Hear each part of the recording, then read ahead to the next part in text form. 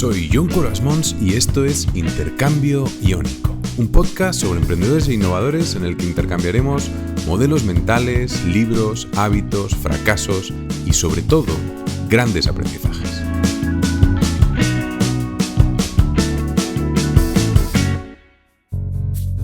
Hoy mis invitados son Claudio Feijó y Julio Ceballos. Claudio es ingeniero de telecomunicaciones y economista, catedrático y desde 2014 director para Asia en la Universidad Politécnica de Madrid. Desde 2014 hasta 2022 vivió en China, donde codirigió junto a Yan Yu el campus chino-español ubicado en la Universidad de Tongji en Shanghái. Hoy tendremos muy en cuenta su libro El gran sueño de China, tecnosocialismo y capitalismo de Estado. Julio es un viejo conocido del podcast y gran amigo. Lleva 17 años en China y hace un año publicó su último libro, Observar el arroz crecer, sobre cómo será el mundo liderado por China. No olvides que si te suscribes a la newsletter en intercambio-iónico.com recibirás, además de los episodios, una selección de los libros y podcasts que he escuchado y leído durante el último mes. Entra en www.intercambio-iónico.com y suscríbete.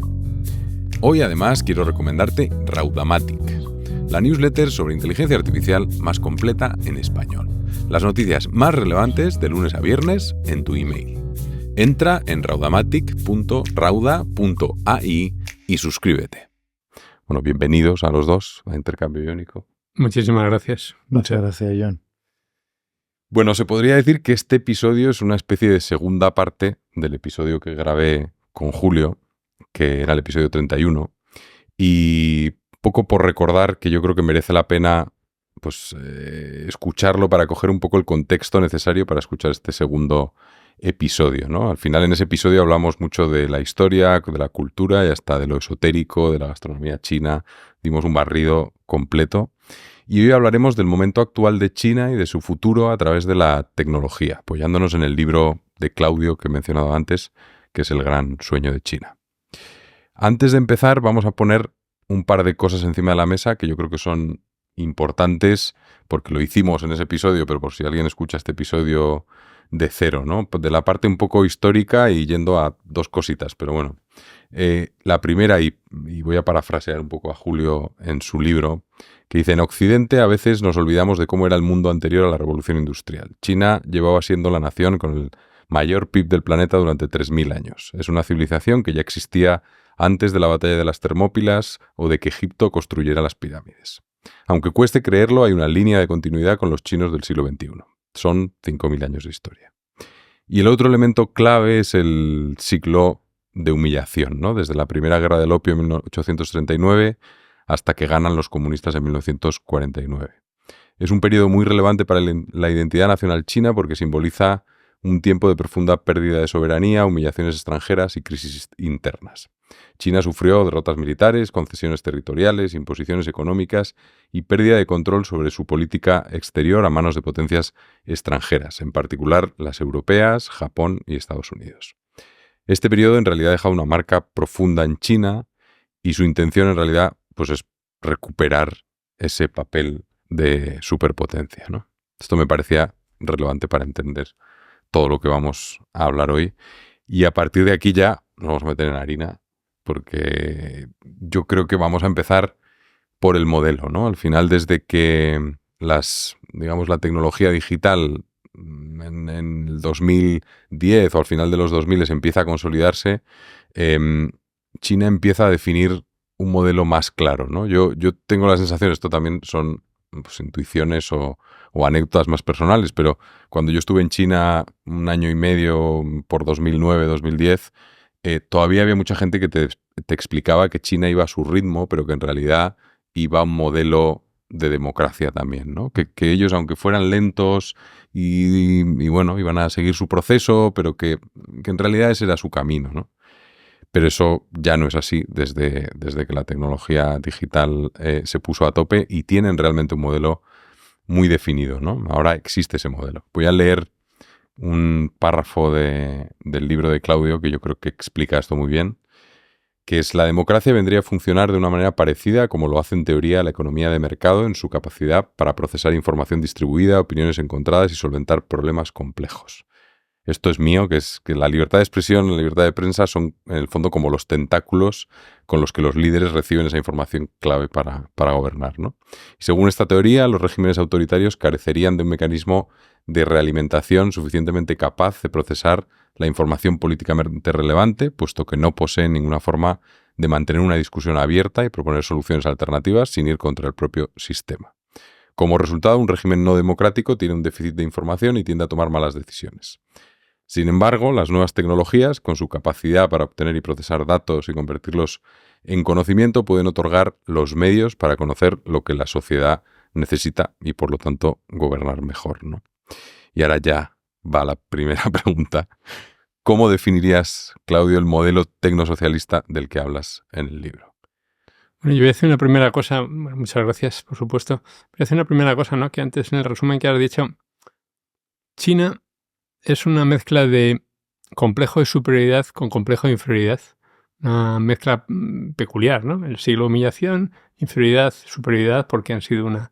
Y eso está, esas bases sociológicas muy profundas, culturales, civilización, como ellos prefieren decir siempre en vez de cultura, están en el fondo de todas las cosas. Entonces, hay un objetivo, primero que yo diría que es de liderazgo. Hay tres versiones, ¿no? Liderazgo, hegemonía, lideras en muchas cosas, supremacía, lideras para siempre, ¿no? Estamos jugando a ese juego. Pero vamos a dejarlo por ahora en liderazgo. Entonces, la pregunta para los chinos son muy prácticos, ¿no? Como diría Julio. Luego, Julio, tú me corriges.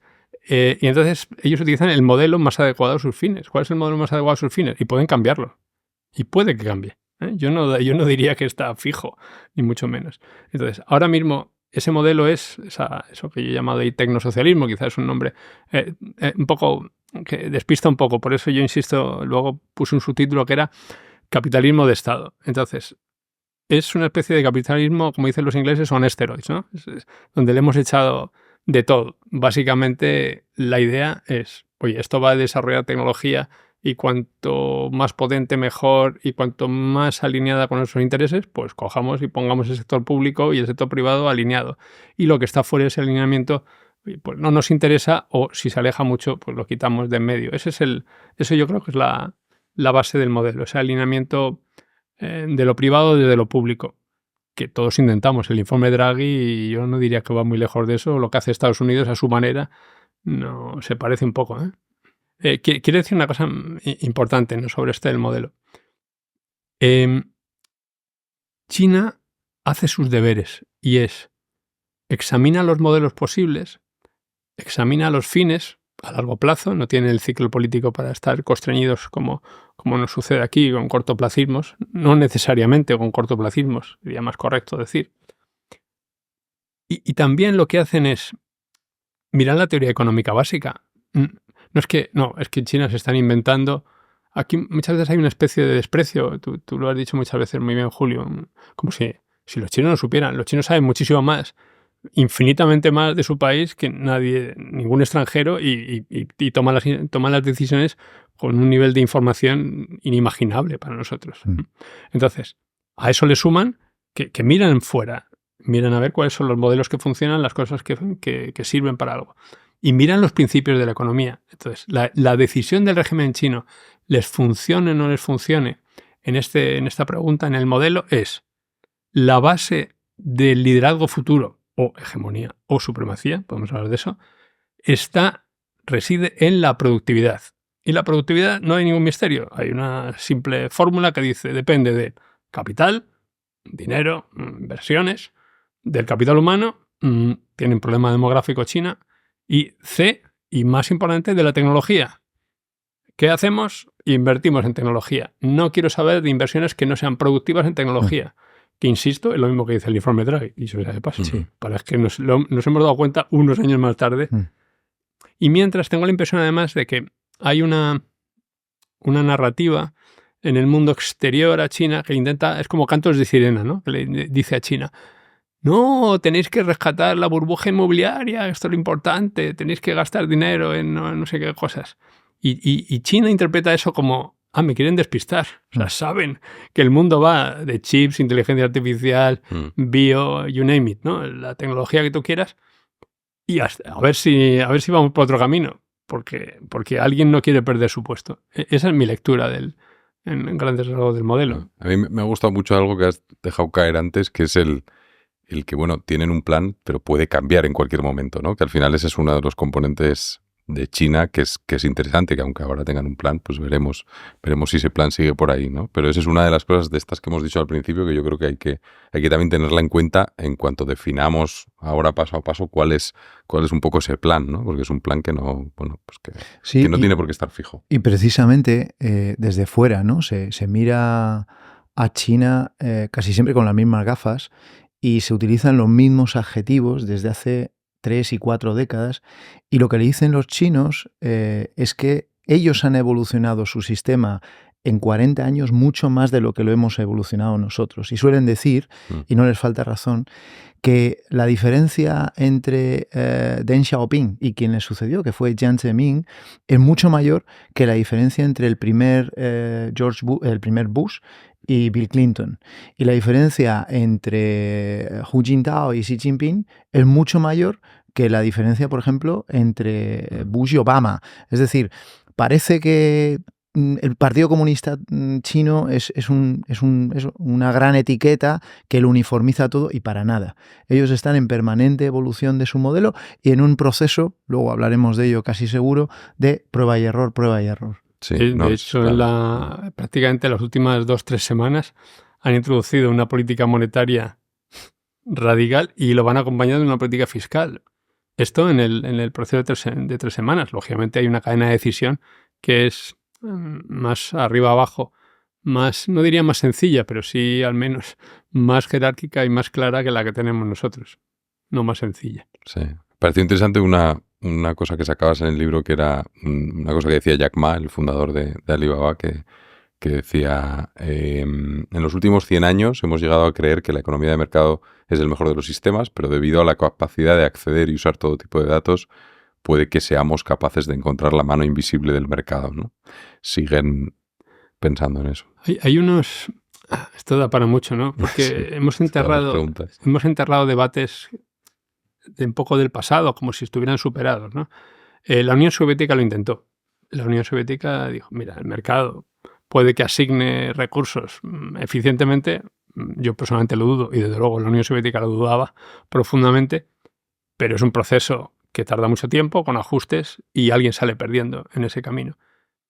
En los textos básicos de economía siempre se comparan dos cosas. Este mercado eficiente, ¿no?, que asigna recursos, y una especie de alguien omnisciente, benevolente, que los asigna y al final lo que se viene a decir es que este mecanismo de mercado es lo único que puede igualar eso, pero existe todavía esa posibilidad. Lo que pasa es que esa posibilidad requiere una cantidad de datos, ¿no?, una información sobre los precios, por simplificar, ¿no?, a la oferta y la demanda, su comportamiento y cómo se ajustan, que la Unión Soviética fracasó. Lo que viene a decir Jack Ma puede que ahora tengamos la información necesaria para poder hacer esos ajustes con la precisión. Y esto es muy importante, porque en la eficiencia de mercado todo el mundo se olvida del proceso de ajuste, ¿no? Los telecos, yo soy ingeniero de teleco como yo, para nosotros es muy importante el transitorio. Está el régimen permanente y el transitorio. En el transitorio puede haber terribles problemas, ¿no?, de ajustes sociales. Esos problemas conocidos se podría encontrar una senda que los eliminara. Eso está un poco en la base de la credibilidad que busca y el apoyo que buscaba por parte de la sociedad del Partido Comunista Chino, ¿no?, que es capaz de evitar esos ajustes dolorosos, o al menos intentarlo, ¿no? Y eso es otra cosa que olvidamos, ¿no?, en esa locura del mercado. Este debate es incluso peor, porque este debate entre la Unión Soviética y economistas, sobre todo de la escuela austriaca, ¿no?, que eran radicales del mercado, aparentemente fue ganado por estos economistas, ¿no? Son los que han llevado a la escuela de Chicago y han llevado a Margaret Thatcher y a Ronald Reagan. No estoy muy seguro quién tiene razón. Bueno, otro ángulo interesante también para entender el modelo es esa idea de que en realidad, bueno, las grandes corporaciones capitalistas funcionan de forma parecida a cómo funciona China, ¿no? ¿Es China en realidad una supercorporación? ¿Cómo explicarías eso? No me mires a mí. La primera vez que yo leí esa pregunta fue en tu libro, cuando mencionas a The People's Republic of Walmart, la República Popular de Walmart, y tú destacas en el libro que no hay nada más jerárquico ni antidemocrático y a la vez más eficaz y productivo que las grandes multinacionales o que la empresa privada, ¿no? Y cuando te pones a plantear, cuando te lo planteas en esos términos y valoras el funcionamiento del país como una gran corporación que tiene unos KPIs, que tiene unos objetivos, que emplea a su plantilla, en este caso a la ciudadanía, para alcanzar esos objetivos, puedes entrar en cuestiones de justicia social, y si queréis las discutimos, de dónde queda el individualismo, de dónde queda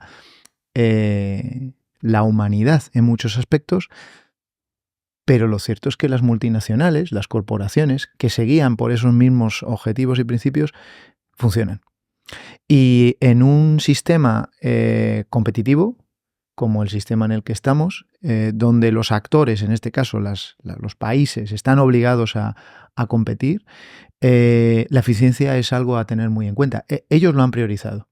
Y ellos han decidido que la escala de valoración y de evaluación no es si el sistema es bueno o es equitativo. Lo importante es que sea eficaz, que cumpla los objetivos en forma y en término.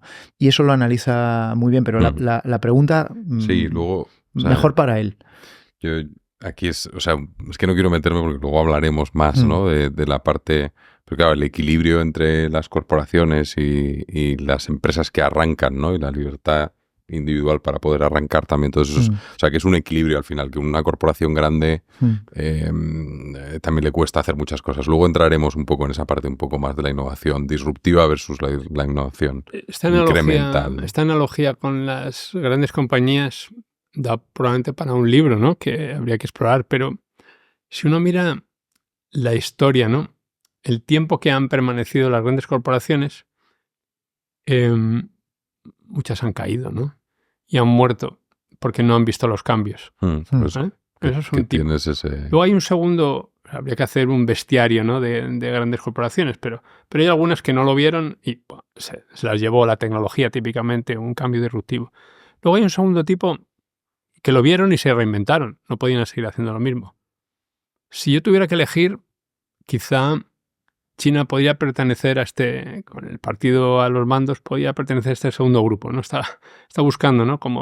Pero hay una tercera posibilidad, que es la que la tecnología, la inteligencia artificial ha abierto, y es, puede que hayamos generado compañías, Google, compañía, los chinos, ¿no? Las versiones chinas o los espejos chinos, más que versiones, porque son otra cosa, ¿no? Que a través de los datos van a permanecer, sería un tercer tipo, que oye, siempre, cuando las compañías están en su máximo esplendor, ¿no? Estoy viendo aquí rodeado de Google por todos lados, parece imposible pensar, no, esto no puede caer, ¿no? Y cuántas grandes compañías han caído. Bueno, esa analogía da para explorar, pero lo más importante desde el punto de vista de entender China es esa transformación entre ciudadanos o ese paso de ciudadanos a probos empleados. Para mí, ese es el paso crítico y el paso que puede, digamos, llevar una deshumanización y el mayor riesgo, tal como lo veo yo, de esa apuesta que ha hecho China en el fondo, ¿no? Estaba pensando mientras te escuchaba que podemos entrar a valorar, ¿no? lo que tiene ese modelo en términos éticos incluso, pero pensemos, ¿no? En la cantidad de personas que se identifican con el ideario de su empresa, que cumplir los objetivos de su empresa les genera una gran satisfacción personal, una sensación de realización y de desarrollo. Es decir, desde fuera tendemos a ver China como esa olla a presión a punto de estallar, y lo cierto es que desde dentro no todo el mundo está satisfecho, pero en términos generales sí adoptan ese ideario, suponiendo que seguimos con la analogía corporativa, ¿no? Tienen unas metas anuales, quinquenales y probablemente a 50 años. Y esos probos empleados van obteniendo un pequeño bonus anual, van obteniendo unos pequeños réditos, una serie de mejoras salariales y extrasalariales, y en muchos casos sí, compran la hoja de ruta que les plantea su empleador, entre comillas. Luego tienes todos los problemas de las grandes corporaciones, ¿no? Todos los incentivos, el problema del principal agente. Al final llegas a una escala en la que no funciona igual de bien que muchas empresas pequeñitas, ¿no? Entonces, al final, ahí yo creo que es donde está una de las claves. Luego sacamos este tema, pero yo creo que sí que es interesante enfocarlo desde el ángulo de la innovación, ¿no? Que probablemente sea el reto mayor para China, ¿no? El punto ese de cómo consigo ser a la vez gran corporación y a la vez ser capaz de innovar con la tecnología y que la gente que lo haga tenga incentivos igual de fuertes que con los países con los que estás compitiendo, que en realidad pues no los vas a tener igual, ¿no? Hay un problema del tamaño, eso está claro, ¿no? Y la inspiración de este modelo de China, que yo siempre digo que viene de Lee Kuan Yew, viene de Singapur, claro, que es el ejemplo prototípico de país igual a compañía, ¿no? Hay otras cosas por el... Además había una relación muy buena, ¿no? Entre Deng Xiaoping y él, o sea que al final había una conexión. Fue su primera clara. visita afuera, han formado los altos durante tiempo en sus mejores universidades, han formado a los altos responsables del partido. Singapur fue el primer inversor cuando hubo que crear parques industriales tecnológicos en China. Se le ha pedido ayuda cuando hacía falta, ¿no? Y tienen un acceso privilegiado, aparte de que un 70% de la población de Singapur comparte el idioma. Bueno, podemos discutirnos si eran inmigrantes más de Fujian, bueno, en fin, lo que sea. Pero bueno, comparten una mentalidad y eso les da un acceso privilegiado. Yo siempre digo una cosa, se lo digo prácticamente a los políticos de aquí, cuando me preguntan, ¿y entonces tú qué opinas? Yo digo, no inventamos la rueda, sigamos a Singapur. Sí, totalmente. Y yo te pregunto, ¿qué vale para China? Y quizás esta pregunta haya que lanzarla más adelante en 15 minutos, ¿no? Pero lo que vale para Singapur es difícil que valga para China, pero valdría incluso proyectar y escalar lo que sirve a escala Estado-isla a un Estado como es España. Mira, yo siempre pongo 1, 2, 3, 4 ejemplos, los que quieras. Hay algunas políticas que hace un sitio como Singapur, o quizá para el podcast de Singapur que venga. pero bueno, ya que estamos, si me permitís... Además, la historia de Singapur es bonita también de base. O sea, apasionante. Yo menciono un par de ellas. Coges a los mejores estudiantes que no tienen mucho dinero y les das una beca para que vayan a las mejores universidades del mundo. Eso tiene todo el sentido del mundo. Tú coges a tus mejores, ¿vale? El sistema tuyo universitario funciona y te permite elegir a los más capaces. Y le das una beca para que vayan a los mejores sitios del mundo. Y luego le dices, condición, tienes que volver. Vale, parece razonable, te pago una beca con dinero público. ¿Pero dónde vuelves? Bueno, vas a estar 2 o 3 años en la administración, devolviendo ese conocimiento para modernizar la administración. Imagínate una administración española, no sé cómo se dice en castellano, populated, ¿no? Sí. Llena de gente joven que ha aprendido las últimas de lo que sea y está allí 2 o 3 años colaborando con su conocimiento hasta que hayan terminado ese servicio público y vuelven a un ejemplo. O otro ejemplo del housing. En Singapur está prohibido que haya los ricos viven en un lado y los pobres viven en otro lado. De sonada. Es casa de ricos, casa de inmigrantes. Casa de ricos, para evitar una cosa obvia, que es que no quieres guetos ni quieres zonas con culturas que no. ¿Es eso tan complicado de implementar? No lo creo. Pues sí. Oye, pues vamos a irnos ahora un poco por las ramas para tocar algunos temas así un poco adyacentes, ¿no? Pero yo creo que fundamentales para poner un poco el contexto y entender la China actual. Voy a empezar con el primero porque es algo que siempre se habla, pero me gustaría bajarlo un pelín, que es que el tema del confucianismo, ¿no? Que a partir de 2014 esto es una cosa que también decías en el libro. A partir de 2014 los miembros del partido, los funcionarios, empiezan a recibir formación en los clásicos de Confucio, ¿no? Que Mao había eliminado. El confucianismo vuelve a ser súper relevante, aunque en realidad, siempre ha sido importante en el día a día y siempre estaba muy metido, ¿no? Pero si tuvierais que elegir, esto va un poco para los dos, para que nos mojemos un poco a elegir 3 o 4 claves del confucianismo, ¿no? Para que la gente pueda tener un poco una idea de lo que significa. Yo digo una, tú dices otra, así lo hacemos. Venga, sí, que no hemos dicho que íbamos a hacer un bolo, venga, pues. Dale. Yo digo la primera, poniendo un marco que es una lectura interesada del confucianismo, ¿vale? No es una lectura completa del confucianismo, es una lectura de las partes que interesan. Pero una clara es, un país es como una familia y cada uno tiene su sitio en esa familia. Y ahí incluyes la jerarquía paterno-filial también, ¿no? Sí, ahí sí. es eso. Y un elemento que es, mira, puedes estar en desacuerdo con tu padre, ¿vale? Pero tu padre no se le critica. No sé si me vas a contar a mí, que tengo familia directa. Yo eso lo vivo. De ahí se nota mucho esa relación paterno-filial y las cosas que puedes y no puedes hacer. Porque no puedes estar en desacuerdo, pero criticarlo. Sí. ¿Para qué? Destruyes a los tuyos. Eso es un sinsentido abajo. Una anécdota graciosa que mi mujer igual se enfada, pero que es que pues a mis suegros no podemos decirles quedaros en casa para cuidar a los niños. Es algo que casi tiene que salir de ellos, ¿no? Entonces eso es algo que aquí es, pues todo el mundo está pidiendo a sus abuelos que se queden. Pues para nosotros es, hay que soltarlo, pero no puedes ir directamente, oye, quédate esta tarde que necesito. No. Hay que ir con la calma. Pues mira, no sabía cuál de los dos ibas a decir primero, pero estoy seguro que vas a estar de acuerdo con el segundo, que podría ser el primero. Es educación. La educación. El valor de la cultura. La educación como palanca, como punto de comienzo de cualquier cosa.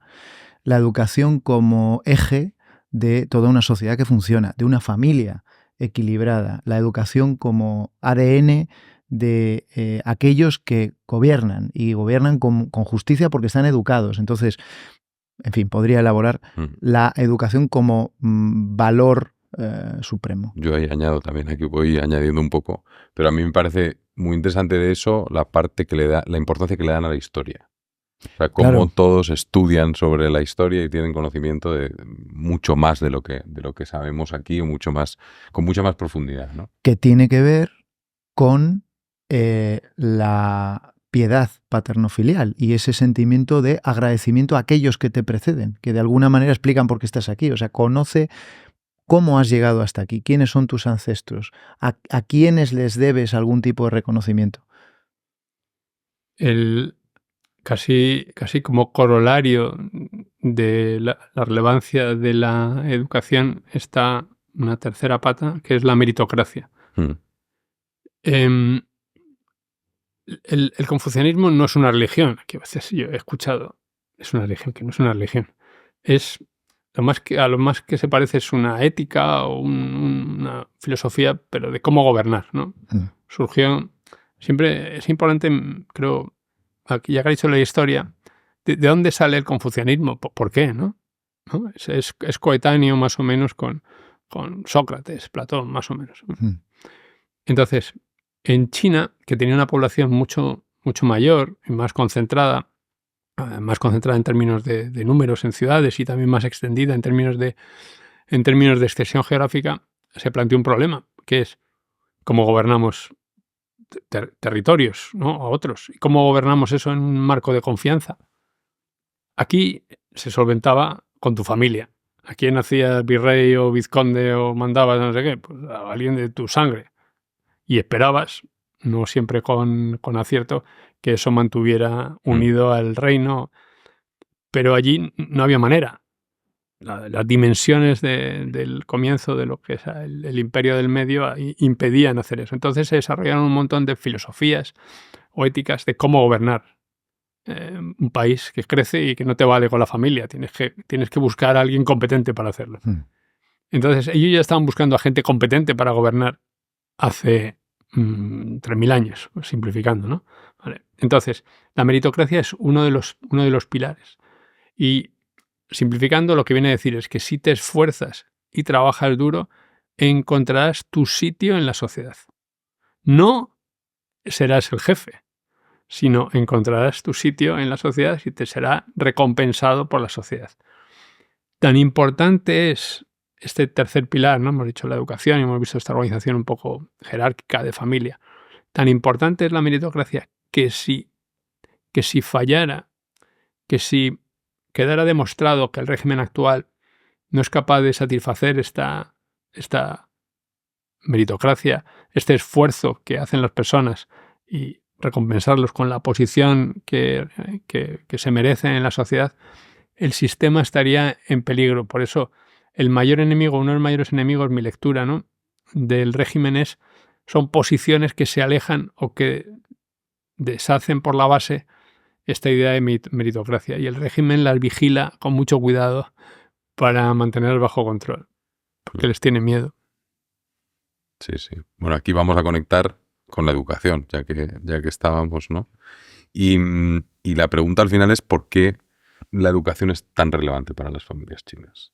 Por Julio, pues... Bueno. ¿Y cuáles son sus contradicciones, ¿no? Un poco, David. Ten en cuenta que este señor ha sido el delegado de la Politécnica de Madrid en Asia. Vale. Entonces, si hay alguien que sabe de educación, pero no solo de educación universitaria, educación en grados superiores, sino, en fin, de todo el sistema educativo es Claudio. Pero fundamentalmente por dos motivos. Porque los chinos creen, a pie juntillas, y desde hace milenios, que la educación es el ascensor social. Es la mejor manera de salir de una situación mísera o no mísera. Es la mayor garantía que tiene cualquiera a su disposición con esfuerzo, tiempo y dedicación de escalar y llegar a ser algo y generar un bienestar material. Esa es la respuesta corta. Hay respuestas más largas y más complejas. Puedo decir dos, pero creo que me tenéis que interrumpir porque no puede ser muy largo, ¿no? Pero la primera de ellas es, la educación tiene un peligro que, volviendo al caso de España, incluso al caso de Madrid, lo centraría, hay que esquivar si uno quiere construir un país. Si quiere destruirlo, no. Que es, la educación, si es el ascensor social, tiene que ser ofrecida a todo el mundo en las mismas condiciones. Porque si creamos clubs y los que han tenido buena educación tienen los medios para dar mejor educación a sus hijos y probablemente tienen mejor posición económica, y los que tienen malas condiciones no le pueden dar esas mismas condiciones a su familia, a sus hijos, a sus hijas, entonces estamos lentamente dividiendo el país y creando una sociedad fraccionada. Entonces, China tiene muy claro, aunque no con gran éxito hasta el momento, tiene muy claro que la educación, si es un verdadero ascensor social y es en lo que la gente cree y está dispuesta a sacrificarse por dar a su familia una mejor educación y que eso sirva para tener una mejor posición en el futuro, tiene que ofrecerse en las mismas condiciones a todo el mundo. Lo consigan o no lo consigan, lo importante aquí, ¿no?, yendo siempre como Julio me recuerda, las lecciones que tenemos que aprender de China, es, si queremos una sociedad cohesionada, que comparta metas en el futuro, un país en el que más o menos todos creamos, necesitamos una educación que sea parecida, cuanto menos, para todos. Sin ese instrumento estamos condenados a una sociedad dividida y a un conflicto en el futuro.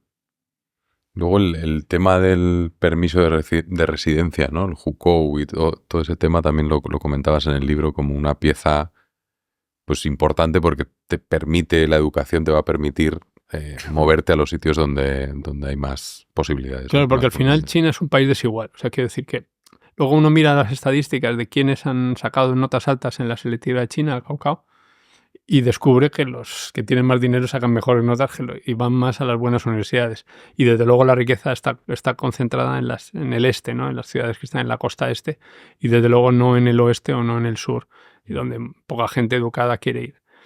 En China no puedes vivir donde quieres, ¿no? Tienes un permiso, simplificando, un permiso de residencia, que es el hukou que tú has mencionado, que te dice dónde puedes residir en el largo plazo. Una de las maneras de cambiar ese permiso de residencia es acceder a una buena universidad y entonces se te cambia, ¿no? Y puedes.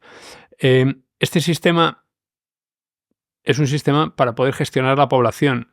Está continuamente en cuestión. Hay continuamente discusiones en China sobre si debería quitarse el hukou o mantenerse o no. Y hay los economistas chinos saben que subiría el GDP, ¿no? El PIB chino, pues quizá 2-3 puntos anuales si se levanta el hukou.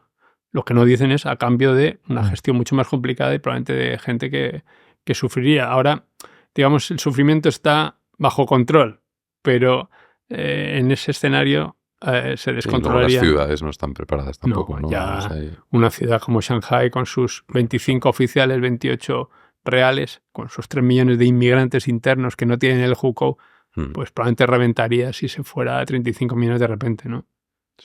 Sí, habría bolsas de pobreza y chabolismo que a día de hoy, al menos yo, no hay. Vale, luego hay otro punto que me pareció muy interesante del libro, es el tema de la confianza, ¿no? Que al final la confianza pues, entre la gente es clave para que la economía funcione y cómo en realidad pues están intentando usar la tecnología para crear sistemas de confianza, ¿no?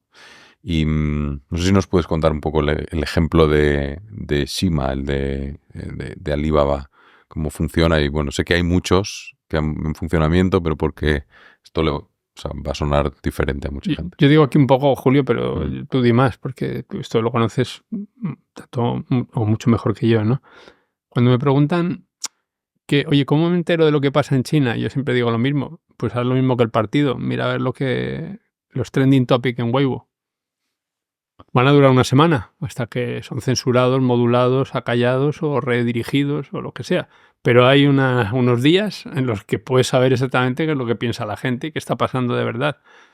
Porque precisamente un sistema autoritario tiene lo que has dicho al principio, ¿no? Como hemos empezado la grabación, uno de los problemas que tiene es que ¿cómo me entero de lo que está pasando? Porque si le pregunto al del partido, es también una versión del problema del principal agente que decías. Y le pregunto al delegado del partido, ¿qué me va a decir? ¿Mal? Y me dice que la cosa está mal y es el responsable, a continuación ya no es el responsable del partido. Entonces es muy complicado transmitirle malas noticias al emperador. Muy difícil. Y tenemos el caso de Wuhan y el comienzo de la pandemia como ejemplo máximo. No díselo tú, no, mejor díselo tú. Entonces, ¿qué se puede hacer? Entonces se pueden hacer varias cosas. Una de las cosas que se puede hacer es dejar un poco de libertad en las redes sociales. Los chinos, que son inteligentísimos, los chinos de a pie y las chinas de a pie, lo saben de sobra y saben que tienen un margen para poder decir las cosas y que incluso eso puede cambiarlas. Porque si hay un problema, pues se dice. Luego ya, si insistes y te emperras, a lo mejor tienes un problema. Pero eso lo sabe el chino de la calle perfectamente. Y el gobierno también y lo aprovecha. Y el segundo camino es, y si tuviéramos, igual que cuando vas a pedir un crédito al banco, y si tuviéramos un rating, John, ¿eres una persona fiable o no? Y yo no tengo ni idea. Pero, oye, agencia de rating, ¿cómo sabes de John? O de Julio. Mira, pues a ver, han hecho estas transacciones, parece que pagan sus deudas, anda, pues resulta que estuvo en la cárcel. O pues resulta que tuvo este problema con la policía por no sé qué, o cualquier otra cosa. Entonces, esa información en los países occidentales existe, en el caso de China existe, incluso es más profunda, y hay piezas que se pueden juntar que aquí serían muy difíciles de juntar, pero ahí se pueden juntar con más facilidad. El resultado es un rating, pero a ver, este sistema, como siempre digo, esto no existe, ¿vale? Pero es un camino. Existen las piezas del puzzle, pero no el puzzle. O sea, no están ensambladas. Quiero decir, a ver, para que quien escuche esto y no haya estado en China y no lo haya vivido a pie de calle, utilizando un símil muy, muy facilón, ¿vale? Cuando tú quieres ir de vacaciones a un Airbnb, lo que va a hacer el anfitrión es mirar qué reviews te han dejado los anteriores anfitriones para ver si eres buen o mal inquilino. Y tú estás sujeto a un rating y estás dispuesto a que aparezca ahí tu foto y que sea público, este señor es un buen inquilino, ¿no? Y viceversa. Si otros inquilinos han dicho, mira, este nos ha dejado la casa sucia, no nos ha dejado las llaves a tiempo, pues yo con ese señor no quiero trabajar. Lo mismo pasa en BlaBlaCar y en tantas otras plataformas. Todos esos instrumentos los emplean determinados organismos, determinadas plataformas, en ocasiones privadas, en ocasiones públicas, y es cierto que te penalizan en función de tu rating para comprar billetes, para pedir un crédito, para acceder a educación. Lo que pasa es que el famoso sistema de crédito social como ese... y Gran Hermano que te entero no existe. No existe. No existe. Podría existir. Hombre, tienen las piezas y están en condiciones de implementarlo el día en que digan, venga, se enciende. Pero a día de hoy no existe. Es verdad que hay gente, yo conozco gente que me ha dicho, pues no puedo viajar a tal sitio porque me vale el billete 3 veces lo que te vale a ti, porque tengo un rating muy malo, porque en WeChat he dicho tal cosa. Bueno, pues sí. El sistema no es implacable. El sistema chino avisa. Y toda la gente que yo conozco a la que le han penalizado ha tenido un par de avisos, un par de visitas de, por favor, evite hacer ese tipo de comentarios contra la línea del partido porque no son gratos. Bien, pues si no lo entiendes o no lo quieres entender, quiero decir que tampoco hay que leer mucho entre líneas, es bastante explícito, e insistes, sabes que antes o después, pues bueno, te va a costar la hipoteca más. Sí, yo diría que el mensaje es más sutil que no son gratos. El mensaje es, no ayudan. Sí. Volviendo al confucianismo, o sea, siempre la lógica del sistema no es, mira, nosotros tenemos el poder y me estás fastidiando. Que eso es una visión occidental. No, la lógica es, mira, estás siendo contra los tuyos. Sea verdad o no, pero ese es el mensaje que te dan. Estás destruyendo lo que entre todos estamos construyendo. Eres un insolidario. Y eso en una mentalidad colectivista, a la que nosotros, por cierto, nos parecemos como latinos mediterráneos, es lo peor que le puedes decir. Estás yendo contra tu tribu. Eso está fuera de consideraciones. El ejemplo más famoso es Chima, ¿no?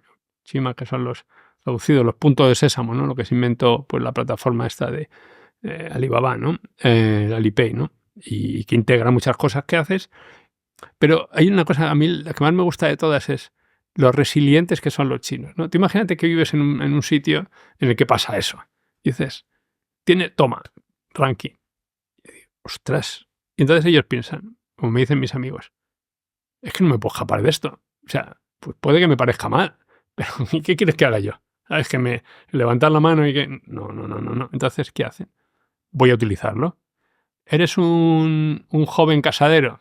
Pues pones en tus redes sociales, oye, chicas, no sé a qué estáis esperando, pero yo soy un chaval de 800. Aquí está mi número de teléfono. Tontería, ¿no? Eso me encanta.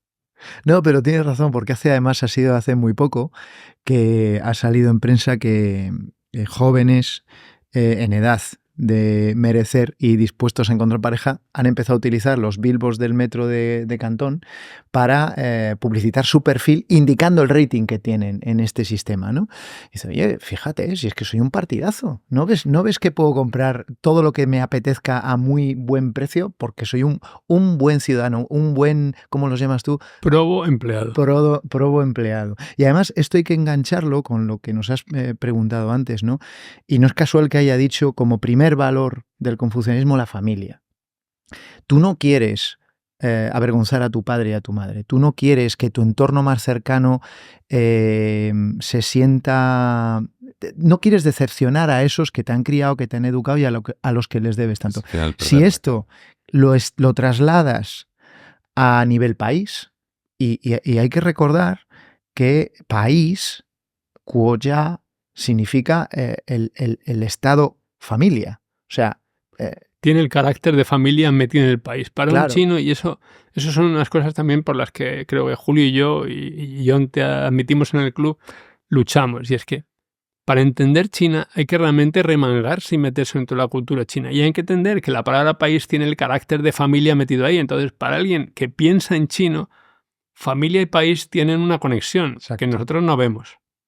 Y de ahí lo que dice Claudio de, no, es que no solo has hecho comentarios que le disgustan al partido, es que tus hermanos, de alguna manera, este grupo que te acoge y al que perteneces y que explica por qué estás aquí y que además tiene, por cierto, 5.000 años de antigüedad y un pasado glorioso, les estás decepcionando. Estás decepcionando a este colectivo. En una cultura colectivista, yo me salgo por las ramas, John, no sé si puedes apagar esto o algo, pero escucha, mira, yo siempre recomiendo libros, ¿no? Cuando doy charlas, que me paso la vida dando charlas. Una de las que recomiendo es la trilogía del problema de los tres cuerpos. El problema de los tres cuerpos es el título del primero, pero luego tiene otros dos que no se llaman así, ¿no?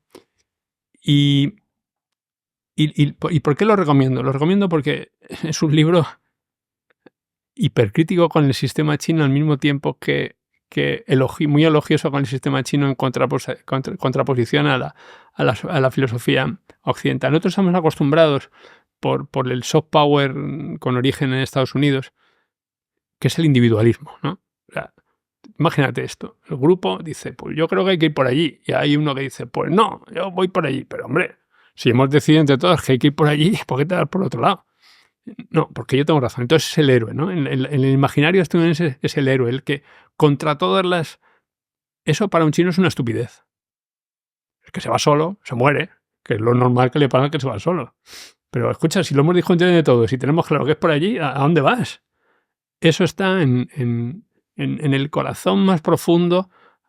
Son tochos, hay que leérselos, pero creo que son muy interesantes.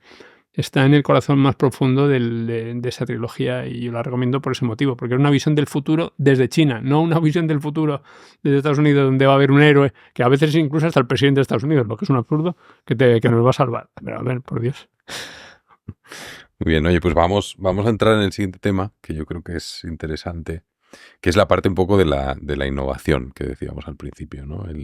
No sé si habéis leído el libro de Matt Ridley, Claves de Innovación, que me parece que es un libro bastante interesante sobre innovación y que da con cosas ahí. Entonces hay una frase que dice al final que es "Innovation is a child of freedom and a parent of prosperity". Y la importancia que le da a la libertad individual en la innovación, sobre todo disruptiva, ¿no? Más que incremental. Entonces, bueno, antes de entrar un poco a ver si la planificación de China realmente permite esa innovación disruptiva o no, que yo creo que es una de las preguntas clave. Por dar un poco de contexto, vamos a poner que China al final es una potencia mundial en economía digital y por poner algunos ejemplos, tengo aquí cifras, bueno, hay un poco de todo, pero poner cifras de 2017, China poseía ya el 42% del mercado mundial del comercio electrónico, procesaba 11 veces más pagos digitales en el móvil que Estados Unidos, tenía un tercio de los unicornios del mundo, lideraba o lidera todavía todo el tema del 5G, ahora probablemente ya sea el mayor fabricante de coches eléctricos y bueno, también hay muchos datos sobre... 60%. Pues, y además probablemente hay muchos datos también sobre el talento de inteligencia artificial que han podido atraer y sobre proyectos también de inteligencia artificial, ¿no? Y luego hay otros datos aquí sobre Ant Financial, que es bueno, el tema de Alipay, ¿no? Que es la empresa más valorada en el mundo justo de la parte esta de pagos y bueno, que la mitad del mercado mundial de pagos digitales ocurre en China, ¿no? Y entonces todo eso lo vemos y es verdad que muchas de estas son quizá innovaciones incrementales, ¿no? Que a veces están basadas en nuevos modelos de negocio más que habilitados por la tecnología, pero más que nuevas tecnologías es nuevos modelos de negocio, ¿no? Que se habilitan con Internet. Entonces, parece que para conseguir llegar al siguiente punto, China necesitaría encontrar ese camino de la innovación disruptiva, ¿no? Entonces, ¿se puede realmente planificar esa innovación disruptiva o es el gran talón de Aquiles ahora? Es que es un poco lo que comentabas antes, ¿no? Al final, si hace falta ser ese que se va para el otro lado cuando todos van hacia un camino para hacer ese tipo de innovación. Pues esa es la pregunta clave.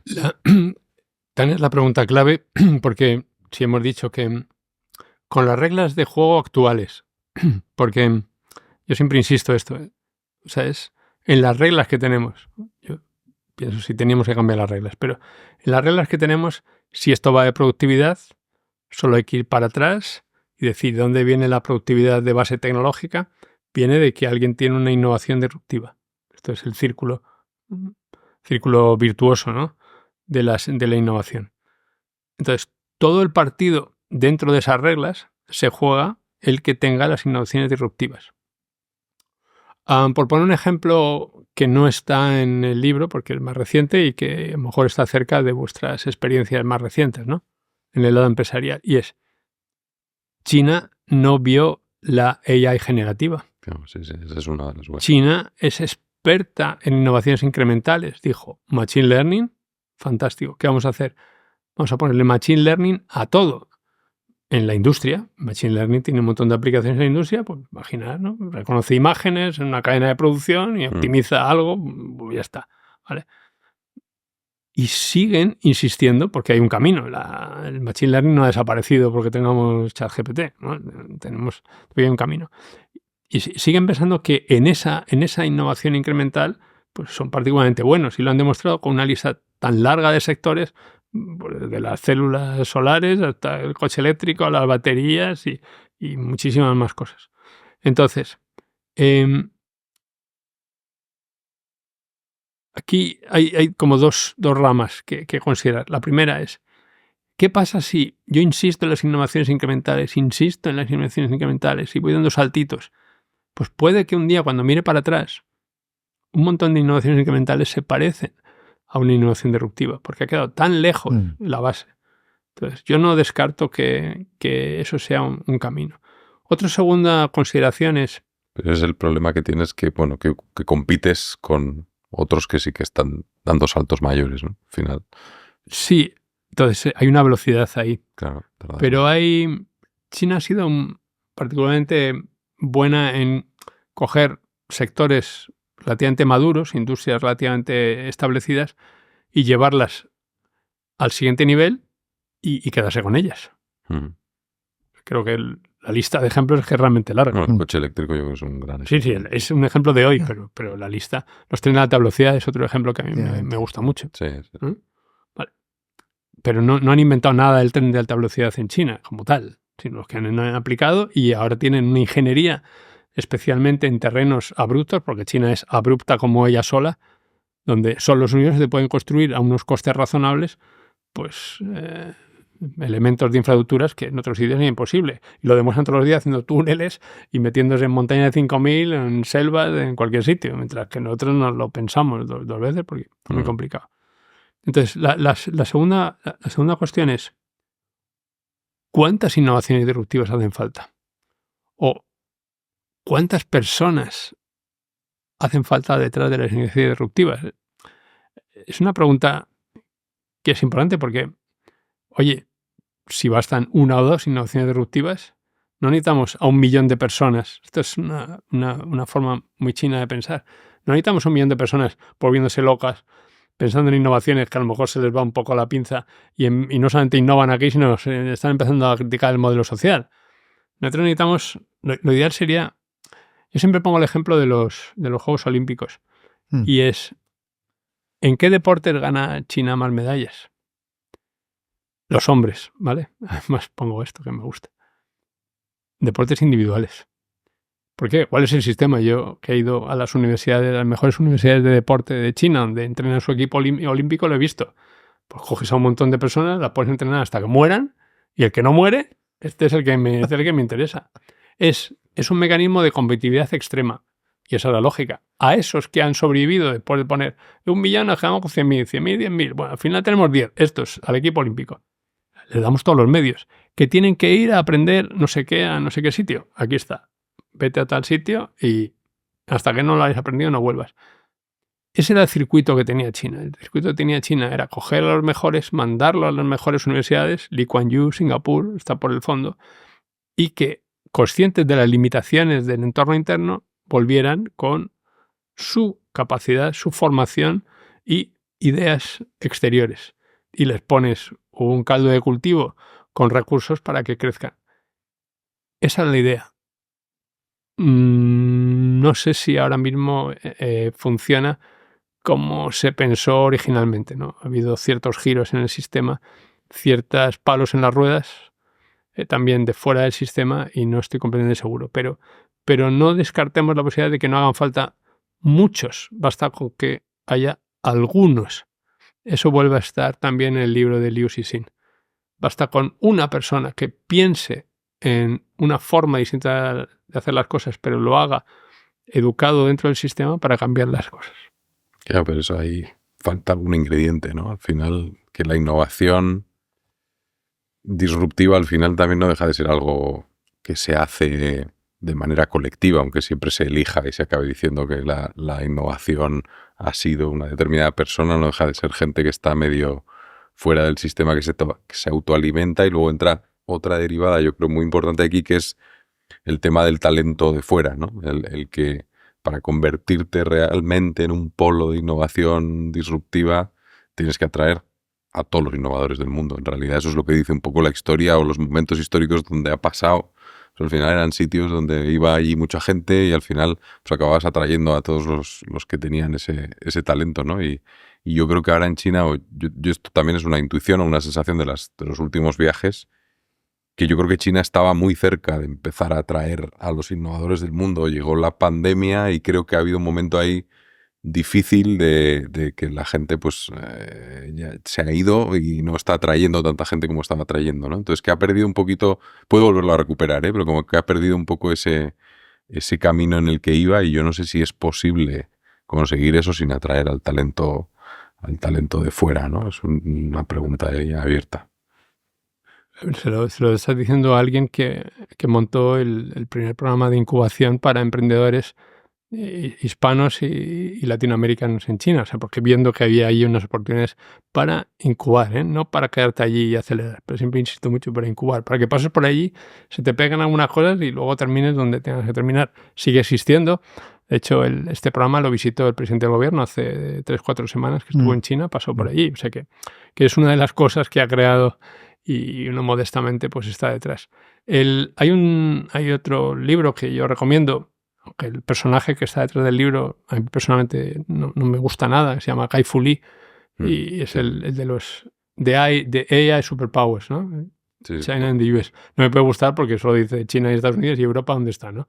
Y bueno, porque luego te cuela algunas cosas, pero el libro es apasionante y él dice una cosa: cuidado con en el caso de la inteligencia artificial en particular, pero que no se puede extender. Dice, cuidado porque aunque no tengamos a los mejores, hay tecnologías que hay que coevolucionar los datos con el talento. Y lo que hace falta es tener muchos datos y mucho talento, pero no necesariamente a los mejores. Bueno, por ahora la realidad no le ha dado la razón completamente, pero sigo pensando que hay algo en esa idea de competición extrema, ¿no? De poner a jugar unos con otros hasta que pueda salir. No necesitamos tantas innovaciones disruptivas, bastarían en estos mundos en los que buscamos supremacía de la inteligencia artificial, supremacía cuántica, supremacía de otros temas. A lo mejor no hace falta tantos, y para el partido es un problema tener muchos innovadores sueltos por ahí, innovadores radicales. Es una dificultad que no han encontrado una solución. Pero yo no descarto que estén acertados. Yo no tengo una conclusión final. No sabemos, de verdad no sabemos de dónde salen las innovaciones disruptivas. Si lo supiéramos y tuvieran la fórmula de la Coca-Cola, todos tendríamos innovaciones disruptivas. No es el caso. Muy bien. Oye, muy relacionado está el tema de la política industrial y, bueno, en el último episodio que grabé con Tony Roldán justo hablábamos de lo naif que ha sido Europa, ¿no? Al final comparado con Estados Unidos y China. Y un poco por dar algunas pinceladas cómo funciona la política industrial en China. El tema de los ganadores, el tema de, bueno, es un poco lo que has comentado de las Olimpiadas, pero con las empresas. Sí, bueno, Julio, tú lo conoces pues igual que yo. O sea, en China hay varios elementos. El que ahora tienen cierto rozamiento, ¿eh? El sistema estaba un poco más engrasado hace unos años y este giro más dirigista no está completamente cerrado, ¿vale? Pero bueno, la idea era tener un caldo de cultivo pues con incentivos para emprendedores básicos, sobre todo en STEM, ¿no? En tecnología, que no se fueran más allá, y estar mirando un poco dónde surgen y darles recursos para que crezcan. Y luego, en un nivel siguiente, hacer experimentos diversos. Probar, oye, vamos a apostar por la inteligencia artificial aquí, vamos a apostar aquí por el no sé qué, por el blockchain, por esta tecnología, por la de más allá, ¿no? Y que apuesten varios para que compitan entre sí, ¿no? Esto siempre en China. Y si alguno tiene éxito, siempre se hace el experimento. No vaya a ser que tenga éxito porque hay algo en el clima, en el agua del grifo allí, que vamos a probar en otro sitio distinto completamente a ver si es verdad. Y si vuelve a tener éxito, aquí hay algo. Y entonces lo escalamos y lo convertimos en política nacional. Como también muchas veces yo he explicado, si uno quiere instalar una empresa en China, puede aprovechar el sistema a su favor e ir, ¿cómo se dice esto en español? De chalaneo, ¿no? Bargaining, como se diga en castellano. Regateando. Sí, regateando por parque industrial, porque lógicamente el gobierno local, el gobierno regional le ha dado a un parque industrial tecnológico ciertas condiciones y está deseoso de atraer financiación extranjera porque es uno de sus KPIs, ¿no? De los indicadores que tiene clave. Entonces, sabiendo eso, pues tú vas con tu empresa de tecnología y a ver qué te hace las mejores condiciones y luego que te interese, ¿no? O sea que esa competencia se puede utilizar desde el lado de fuera, ¿no? Para aprovecharlo. Esos son básicamente los ingredientes. Cierto nivel de emprendimiento básico, el de echarle unas ayudas, pues para una vez que destacan algunos y luego hacer esos experimentos para ver si funcionan. A veces en China, y ese es el problema que ahora está de moda, es esta sobreproducción, ¿no? que hay, ¿no? Porque que luego el ejemplo del coche eléctrico es palmario, ¿no? Es la investigación esta que la Unión Europea ha hecho. Tú pones con ayudas diferentes, políticas industriales, pones a todo el mundo a fabricar coches eléctricos, pues mientras ganan unos y no ganan, tienes un exceso de producción. Entonces, la forma de arreglar el problema es ese exceso de producción colocarlo en el mercado exterior. Pero claro, le has hecho un cierto dumping, ¿no? Que es un poco lo que el argumento que tenemos aquí en Europa al respecto, el que vamos a utilizar para ponerle estos ajustes, estas tasas en frontera, ¿no? Bueno, esto todo el mundo lo ha utilizado en el pasado, ahora se le colocamos el San Benito a China, pero es cierto, sí, es una de las consecuencias de esta competencia extrema, una fase de sobreproducción, ¿no? Con precios que la única manera de mantener viva la empresa es venderlo fuera, porque no hay mercado local suficiente para absorberlo. Sí. Hay otro tema que me parece interesante también, es el de la fragmentación que comentas de la tecnología, ¿no? De Internet, el que empieza a haber pues internets diferentes en cada país y bueno, ¿qué podría significar eso para el mundo? No sé cómo lo veis. Bueno, le voy a dejar a él responder, pero yo creo que estamos de acuerdo en esta sala y quienes nos escuchen que Internet es un gran regalo que le ha hecho Occidente al mundo.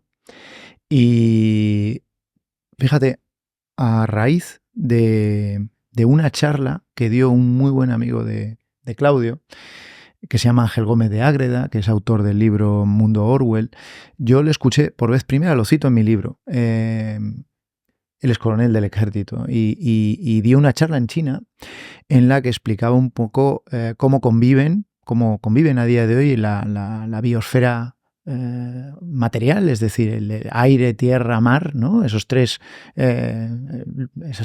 dimensiones en las que se ha desarrollado la historia hasta hace 4 días, con la nueva biosfera digital. Entonces, después de toda su alocución, nos explicó que Internet, por definición, un sistema descentralizado no era controlable. Y claro, la pregunta inevitable, y además estando en China escuchándole, era ¿y cuánto tiempo más van a poder los chinos mantener ese firewall, ese muro digital que de algún modo les impermeabiliza de una manera porosa porque entra solo lo que ellos quieren, pero en fin? Y la respuesta de Ángel Gómez de Ágreda fue para mí reveladora y luego me ha llevado a otros muchos sitios y su respuesta fue, la pregunta no es cuánto tiempo más va a poder mantener China ese tipo de protección de su biosfera digital, sino cuánto tiempo vamos a tardar nosotros en implementar algo parecido. Entonces, sí, Internet es un grandísimo regalo, pero es un regalo que entraña muchos riesgos para los derechos individuales de los ciudadanos, riesgos para la seguridad nacional y demás. Entonces, yo creo que hay una serie de atributos que del sistema chino, del modelo chino de proteger su soberanía nacional, y en eso entra también la soberanía digital, él sabe mucho más de eso que yo, hay una serie de atributos que sí nos podrían inspirar ciertos cambios y ciertas mejoras en un modelo que a día de hoy es bastante, no sé si poroso totalmente, pero vamos, mucho más de lo que debería. Es como en ajedrez, ¿no? China en esto ha tenido mucho éxito, es como un gambito, ¿no? Oye, aquí te pongo una pieza tentadora. Entonces, si implementamos sistemas parecidos al chino, China gana, porque, oye, yo ya lo implementé, os he estado diciendo años que había que hacer estas cosas. Había que ordenar Internet. ¿Cómo puede ser que la gente grite, insulte y no sepamos quién es? ¿Esto qué sentido tiene? En la calle alguien se pone un gorro negro y se pone a pegar gritos contra el sistema. Vendría la policía, ¿no? ¿Y esto por qué se puede hacer en Internet? Explicármelo. Gana. ¿Que queréis que esto siga siendo libre? Vale, pues entonces yo utilizaré esa libertad en vuestro sistema para poder decir lo que quiera. Entonces, hagamos lo que hagamos, creo que China nos ha dado una lección porque han visto antes la evolución de las redes que nosotros, que estamos todavía perdidos. Y aprovecho para decir que lo mismo pasa con los videojuegos, con los chavales, tal. Correcto. En Douyin, después de ver 2 vídeos de gatos saltando, hay un tercero educativo para que por lo menos este sirva para algo. Y nosotros mientras estamos pensándolo, ¿no? Claro, pero a la velocidad a la que evoluciona no solo el asunto de las redes sociales, de las plataformas digitales, sino la tecnología, esa falta de capacidad de reacción ya supone que hemos decidido. ¿Qué hemos decidido? Bueno, no decidir. Ya la decisión ya está tomada. Ellos ya nos han tomado la delantera. Hay muchos aspectos, y en eso trabaja Claudio, de regulación, por ejemplo, del desarrollo de la inteligencia artificial y demás, en las que, y he leído varios artículos de él en los que él propone y defiende que hay que regularlo, porque hay un efecto, el que él siempre denomina efecto Bruselas. Si nosotros nos convertimos en faro regulatorio y hacemos entender al mundo que merece la pena defender que la innovación no es un fin en sí misma, que innovar por innovar no tiene ningún sentido, hay que saber hacia dónde nos lleva eso, ¿no? En fin. Eso es lo que, o sea, voy a tu pregunta, ¿no? La fragmentación y lo que decía antes de que estamos jugando un partido. Si el partido es lo que parece y es un partido que pone innovaciones disruptivas o incrementales y luego pone productividad y eso lleva al liderazgo, si ese es el partido, lo tenemos muy mal. Es lo que yo siempre recomiendo leer el informe Draghi. El informe Draghi dice eso. Pero el informe Draghi hace un análisis perfecto y viene a decir, vamos a jugar este partido. Incluso viene a decir, vamos a levantar algunas de las limitaciones que nos hemos puesto, porque estamos jugando este partido es de fútbol y tenemos los pies atados. Y el resto, no solamente eso, sino que andan comprando al árbitro. Entonces, no tiene buena pinta. Yo lo que quiero decir con la parte de la fragmentación, si vamos a un mundo, y eso es una reflexión muy europea, ¿no? Si vamos a un mundo donde va a haber sistemas, modelos distintos, ¿no? Que tecnologías se empiezan a separar, pero que también están asociados a modelos económicos y sociales de lo que es importante, diferentes, a lo mejor a Europa no le interesa jugar al fútbol. Ese es el fondo de la idea de que hay quizá un segundo óptimo. Lo ideal sería que colaboráramos entre todos. Oye, vamos a dejarnos de tonterías, los problemas del mundo son globales y el conflicto actual solo tiene una base y son los países y las cuotas de poder. Si lográramos quitar, que es imposible, estas ideas de que mi país es mejor que el tuyo, pues desaparecería el problema. Y no digo, esto es completamente utópico, pero hay que decirlo. Entonces, ese es el óptimo. Oye, colaboramos todos y arreglamos nuestros problemas. Hay espacio para todos y tecnología para que vivamos cómodos. Pero si no es así, hay un segundo óptimo en el cual tienes que pensar cuál es tu modelo. Y a lo mejor el modelo de Europa no es jugar al fútbol. Y desde luego no creo que sea jugar al fútbol con los pies atados. Es otra cosa. Esa es la reflexión europea. No sé, yo estoy ahí. Yo en algunas cosas discrepo un poco del tema de las redes, ¿no? Lo que decías de que van por delante al final porque han entendido cómo controlarlo, pero al final para mí ahí es donde estás como parando el upside también de esa libertad, de que aparezcan otro tipo de cosas, ¿no? Esta idea un poco de la innovación disruptiva me da la sensación que bueno, sí puedes entender hacia dónde va y puedes regular para que ciertas cosas no pasen, pero es que te vas a perder las buenas también. Entonces, claro, ahí, no sé, yo creo que es un... Y cuando planificas siempre hay muchos riesgos ahí de que las cosas no vayan en el camino que tú quieres. No sé, yo ahí no lo tengo tan claro de que realmente ese sea el camino bueno, ¿no? En el lado europeo hemos, o sea, las personas, yo creo, inteligentes han llegado a una conclusión que es: no es el gobierno, no es la planificación.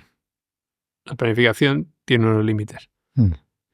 Pero tampoco es el mercado, tampoco son las compañías privadas. Las compañías privadas miran por el corto plazo y OpenAI pues mira por el valor, ni siquiera diría los beneficios, por el valor de OpenAI, y no estoy muy seguro que sepan exactamente, ¿no? Por un lado hacen unas cosas y por otro lado firman cartas para decir que las cosas que hacen son peligrosas. A mí me lo tienen que explicar eso todavía, qué sentido tiene eso. Y aquí en Europa hemos decidido que lo que importa son las personas, queréis, agrupadas en formato de sociedad civil. Lo que no sabemos eso está claro, y como me decía se lo escuché decir una política hace tiempo, creíamos que era una tercera vía, ahora pensamos que es la única vía. Lo que no sabemos es cómo convertir eso, o no sabemos completamente cómo convertir eso en una ventaja competitiva que preserve unos ciertos valores. Ni siquiera digo que preserve un modelo europeo, porque igual que Atenas desapareció, ¿no? Y Grecia, pues como país, pues tiene una relevancia, pero no la relevancia que debería tener como origen de una cosa como la democracia. A lo mejor ese es el destino de Europa, pero en cualquier caso no sabemos cómo propagar esos valores. Eso es un poco lo que yo creo que es la reflexión europea profunda. ¿Y qué conexión tiene eso con la economía, la libertad, la sociedad, la innovación? Eso para mí son las preguntas y están sin responder en Europa. Otros tienen respuestas, pero es que les da lo mismo a la sociedad civil. Creo que en Estados Unidos y en China no les importa nuestro concepto de sociedad civil, les importan otras cosas. Y súper relacionado con esto, ya para terminar, ¿qué podemos aprender de China? ¿Qué podemos integrar de todo lo que han aprendido de la tecnología en las democracias europeas? Pues, Julio, en primicia, acabo de cerrar el manuscrito de un libro que analiza qué podemos aprender de China.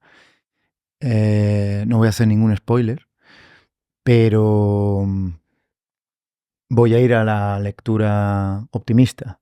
Y es que su modelo nos puede inspirar muchas lecciones, pero su modelo, como el nuestro, tiene limitaciones. Como decía Claudio, el largo plazo o proyectar en el largo plazo es una forma de estabilizar el sistema, une a la sociedad en torno a una meta, motiva, ilusiona, permite gestionar los recursos de una manera mucho más sensata.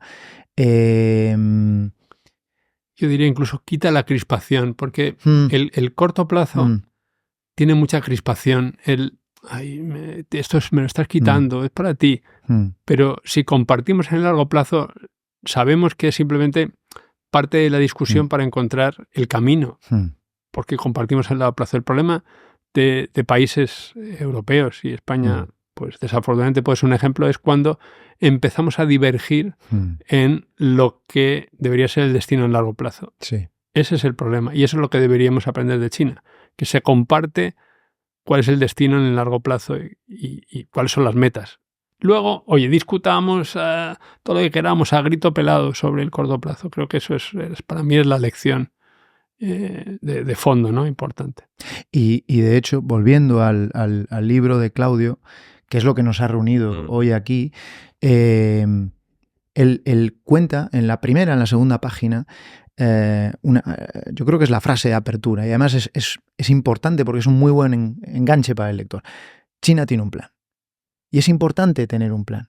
Podemos discutir la meta, pero es importante tener un plan. Y ese plan necesariamente no puede ser a una legislatura vista. Probablemente no nos podamos permitir, por la dinámica del sistema y de los valores que nosotros nos hemos acordado con nosotros mismos, que sea un plan a 50 años. Hombre, pero entre 5 y 50 años sí necesitamos un horizonte temporal que permita una inversión, un esfuerzo y una serie el despliegue de una serie de mecanismos que en una legislatura no tienen ningún sentido y no se acometen. Hay ejemplos de libro. En la educación hemos cambiado tanto a veces de planes, pero la educación no puedes saber los resultados de un sistema educativo hasta que dejas pasar 10 o 20 años. No los puedes medir. Entonces, si ya lo estás cambiando, es que estamos perdidos. Y eso es una pérdida de energía. Pero lo más importante para mí es esta idea final de eliminar la crispación en el corto plazo, sabiendo que simplemente es un proceso de búsqueda de solución de lo que nos hemos planteado en el largo plazo, que lo compartimos. Eso para mí es la clave. Y es más, si hoy abres el periódico, cualquier periódico, y lees el titular de portada y lo dijésemos aquí, este podcast, este capítulo se puede escuchar en 3 años vista y no habrá perdido mucha actualidad porque hemos tratado, creo, temas estructurales. Sea cual sea el titular que hay hoy en los periódicos, dentro de 3 años nadie se acordará. Nadie. Entonces, estoy convencido de que coges el espectro que incluye al 90% de las fuerzas políticas de este país y si les pides que consensuen un objetivo a 25 años, casi todos se van a poner de acuerdo. A 25 años sí. A 15 menos. Pero no a 5 muy pocos. En realidad. O sea, si no cambiamos de base el sistema o cambiamos el incentivo, al final... Hay un incentivo, John. Y además de esto hemos hablado tú y yo muchas veces. Y es poder seguir eligiendo. Poder seguir siendo quienes creamos nuestras propias oportunidades. Y esto lo he hablado también muchas veces con Claudio. No acabar siendo colonias de otros. No acabar...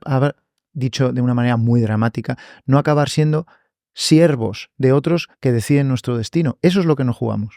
Sí, pero eso es un relato que otro estará de acuerdo, otro no, pero el incentivo que tienen directo al final está muy aplicado a cada 4 años. Mira, hay un ejemplo. O cambias algún tipo del sistema para intentar que esos incentivos haya corto y haya largo.